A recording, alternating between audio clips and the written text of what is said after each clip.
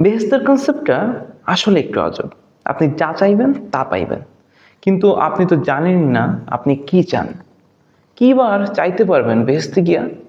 মদ, নারী, গেমিং পিসি, এর বাইরে আপনার কিছু চাওয়ার মতো রুচি আছে? আচ্ছা ধরলাম চাইলেন কিছু একটা, সুখী থাকলেন কয় বছর? 100 বছর? 200 বছর? আচ্ছা ধরলাম 1000 বছর।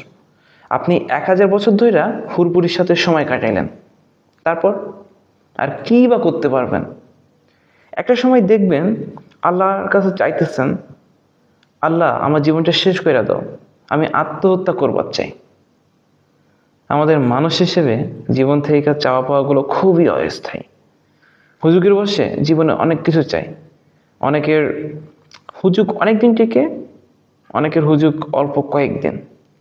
জীবন থেকে আমাকে আসলে চাওয়া উচিত নামনেস, অবশ্যতা। মনে করেন আপনি মইরা গেলে পুরো অন্ধকার, কিচ্ছু নাই, আপনি নাই, আপনার অস্তিত্ব নাই, আপনার চাওয়া পাওয়া নাই, অতএব কোনো দুঃখ কষ্ট নাই, জীবনই নাই।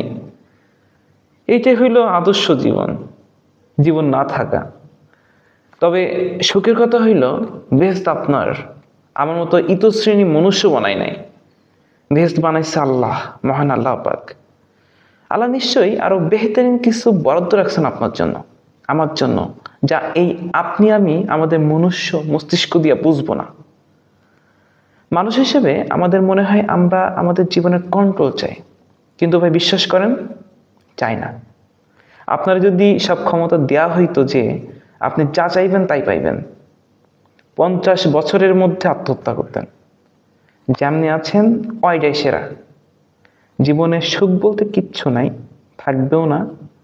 যতদিন জীবন নামক এই অত্যাচার সহ্য করে যাইতে পারেন ততদিনই সুখ। বিশ্বাস করেন, ততদিনই সুখ।